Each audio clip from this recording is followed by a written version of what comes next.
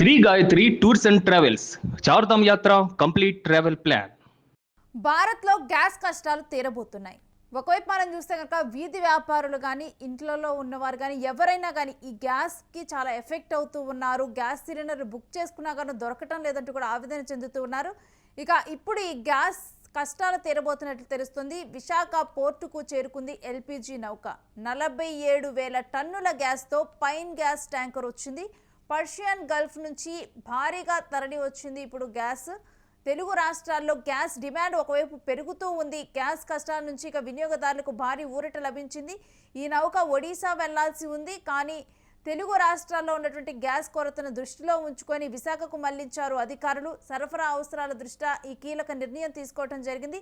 యుద్ధ ప్రాతిపదికన గ్యాస్ సరఫరాకు చర్యలు చేపడుతున్నారు. విశాఖ పోర్టులో అన్లోడింగ్ ప్రక్రియ మొదలైంది.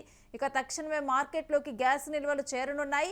ఇక ఈ గ్యాస్ నిల్వల అంశంలో కూడా మనం చూస్తే కనుక ఇటు యూటీవీలో ఎక్స్క్లూజివ్గా చూస్తూ ఉన్నాం. విశాఖ పోర్టుకి ఏదైతే ఒడిశాకు వెళ్లాల్సినటువంటి గ్యాస్ నౌకని, ఎల్పిజి గ్యాస్ నౌకని తెలుగు రాష్ట్రాల్లో ఉన్నటువంటి గ్యాస్ కొరతని దృష్టిలో ఉంచుకొని కీలక నిర్ణయం తీసుకొని విశాఖకు తీసుకొని రావడం జరిగింది. ఇక విశాఖ పోర్టు దగ్గర ఇప్పుడు అన్లోడింగ్ ప్రక్రియ జరుగుతూ ఉంది. ఇక అన్లోడింగ్ ప్రక్రియ తరువాత కూడా వెంటనే యుద్ధ ప్రాతిపాదికన ఏమాత్రం కూడా ఆలస్యం లేకుండా తరలించేందుకు ఆ గ్యాస్ను కూడా సామాన్యులకు అందుబాటులో ఉంచేందుకైతే తక్షణ చర్యలు చేపడుతూ ఉన్నారు.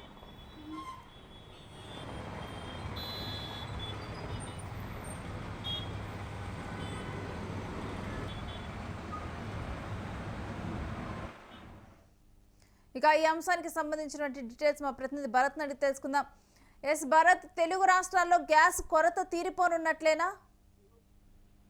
ఏదైతే పశ్చిమాసియాలో నెలకొన్నటువంటి యుద్ధ వాతావరణ రీత్యా ఏదైతే హర్మూజ్ జలసంధి మూసేయడంతో 4 వారాలు గడుస్తున్నటువంటి సమయం, 4 రోజులు గడుస్తున్నటువంటి సమయంలో ఆంధ్రప్రదేశ్ తో పాటుగా భారతదేశ వ్యాప్తంగా కూడా ఎల్పిజి కష్టాలు మొదలయ్యి ఈ నేపథ్యంలో డొమెస్టిక్ సంబంధించినంత వరకు 60 రూపాయలు, కమర్షియల్ సంబంధించినంత వరకు 120 రూపాయలు పెంచుతూ ఇప్పటికే కేంద్ర ప్రభుత్వం నిర్ణయం తీసుకున్నటువంటి పరిస్థితి. అయితే నిర్ణయంతో పాటుగా ఎల్పిజి కష్టాలు రెండు తెలుగు రాష్ట్రాల్లో కూడా పెద్ద ఎత్తున అధికమైనటువంటి సిచ్యువేషన్. ఈ నేపథ్యంలోనే గల్ఫ్ కంట్రీస్ నుంచి వచ్చినటువంటి ఎల్పిజి భారీ నౌక 47,000 టన్నులు ఎల్పిజితో వచ్చినటువంటి నౌక ఏదైతే ఒరిస్సాకు వెళ్లవలసిందని విశాఖ మళ్లించినటువంటి పరిస్థితి.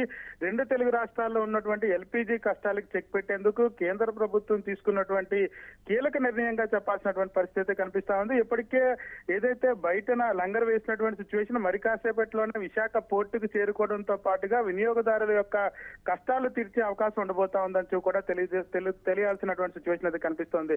ఏదైతే రెండు తెలుగు రాష్ట్రాలకు సంబంధించినంత వరకు తెలంగాణలో గానీ ఆంధ్రప్రదేశ్ లో గానీ ఎల్పిజికి సంబంధించినంత వరకు కూడా పెద్ద ఎత్తున ఇప్పటికే స్క్వేర్ సిటీ ఉన్నటువంటి సిచ్యువేషన్. అవసరాల నిమిత్తం కూడా వినియోగదారులకు సంబంధించినంత వరకు ఇబ్బందులు రీత్యా కూడా ఒరిస్సా వెళ్లాల్సినటువంటి ఎల్పిజి షిప్ ని విశాఖ పోర్టుకు తరలించినటువంటి పరిస్థితి. ఆ విశాఖ పోర్టు నుంచి అన్లోడ్ అయిన వెంటనే కూడా రెండు తెలుగు రాష్ట్రాల్లో ఉన్నటువంటి ఎల్పిజి కష్టాలకు చెక్ పెట్టేందుకు కేంద్ర ప్రభుత్వం కీలక నిర్ణయంగా చెప్పాల్సినటువంటి సిచ్యువేషన్ అయితే కనిపిస్తా ఉంది.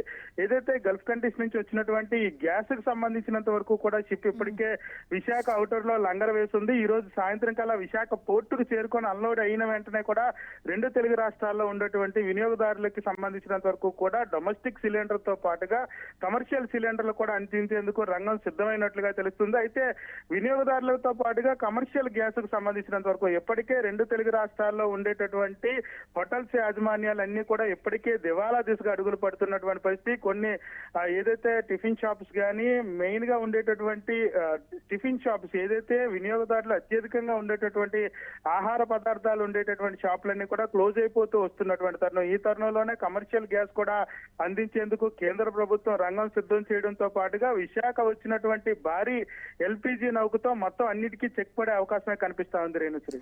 ఎస్, అంటే ఈ దీంట్లో వచ్చినటువంటి నౌకలో ఉన్నటువంటి 47,000 టన్నుల గ్యాస్ మొత్తం కూడా తెలుగు రాష్ట్రాల కోసమే వినియోగించనున్నారా? మొత్తం ఏదైతే ఒరిస్సా వెళ్లవలసినటువంటి ఎల్పిజికి సంబంధించినంత వరకు 47,000 టన్నులు అంటే అతి భారీ నౌకకు సంబంధించినంత వరకు విశాఖ తీరానికి తీసుకొచ్చినటువంటి పరిస్థితి. విశాఖ తీరానికి అతి సమీపంలో ఉండేటటువంటి హెచ్పిసిఎల్ రిఫైనరీ ద్వారా వినియోగదారులకు అందించేందుకు అంటే రెండు తెలుగు రాష్ట్రాల్లో ఉండేటటువంటి మద్దతుకు అనుగుణంగా ఏదైతే వినియోగదారులకి చాలా ఎల్పిజి సమస్య ఏర్పడుతున్నటువంటి పరిస్థితి. ఒకసారి బుక్ చేసుకుంటే డొమెస్టిక్ సిలిండర్స్ 15 రోజుల పాటు వేచి చూడాల్సినటువంటి పరిస్థితి. కమర్షియల్ సిలిండర్స్ అయితే ఇప్పుడప్పుడే అందుబాటులోకి రాలేనటువంటి సిచ్యువేషన్. ఈ నేపథ్యంలోనే అత్యంత భారీగా 47,000 టన్నులతో వచ్చినటువంటి భారీ నౌక విశాఖ రావడంతో మొత్తం రాష్ట్రంలో 2 తెలుగు రాష్ట్రాల్లో ఉండేటటువంటి ప్రజల కష్టాలకి చెక్ పడిందనే చెప్పాలి. మొత్తం అంతా కూడా ఏదైతే డొమెస్టిక్ సిలిండర్స్ తో పాటుగా కమర్షియల్ వినియోగదారులకు కూడా అందుబాటులోకి రావడంతో పాటుగా ఏదైతే ఆహార పదార్థాలు అందించేటటువంటి వినియోగదారులకు కూడా అందుబాటులోకి తీసుకురావడంతో పాటుగా గృహ వినియోగానికి సంబంధించి కూడా పూర్తిగా ఉండేటటువంటి నీటికి సంబంధించినంత వరకు కూడా ఈ గ్యాస్ నౌక రావడంతో పూర్తిగా అందరి సమస్య కూడా చిక్కుపడే అవకాశమే కనిపిస్తా ఉందని చెప్పుతూ 2 తెలుగు రాష్ట్రాలకు సంబంధించినంత వరకు ఉండేటటువంటి నీటికి సంబంధించినంత వరకు కూడాను ఈ షిప్ రావడంతో పూర్తి అవసరాలకు అనుగుణంగా కూడా తీరే అవకాశం అయితే కనిపిస్తా ఉంది. Renushree, stay with us Bharat, మీ దగ్గర నుంచి మరిన్ని అప్డేట్స్ తీసుకుంటాం. ఇక ఎల్పిజి నౌక విశాఖకు చేరుకుంది. ఇక వెంటనే కూడా యుద్ధ ప్రాతిపదికన అన్లోడింగ్ స్టార్ట్ చేశారు.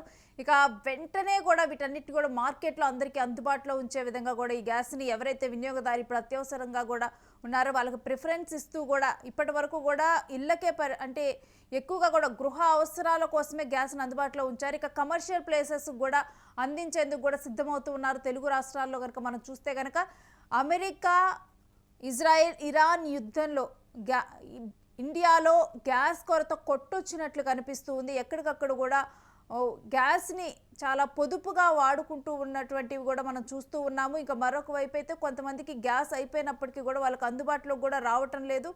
ఇటువంటి ఒక గ్యాస్ సమస్యను కూడా మనం ఫేస్ చేస్తూ ఉన్నాం. ఈ సమయంలో కూడా తెలుగు రాష్ట్రాల్లో ఎక్కువగా ఈ సమస్య ఉందని కీలక నిర్ణయం తీసుకొని ఈ నౌకని విశాఖ పోర్టుకు తరలించడం జరిగింది.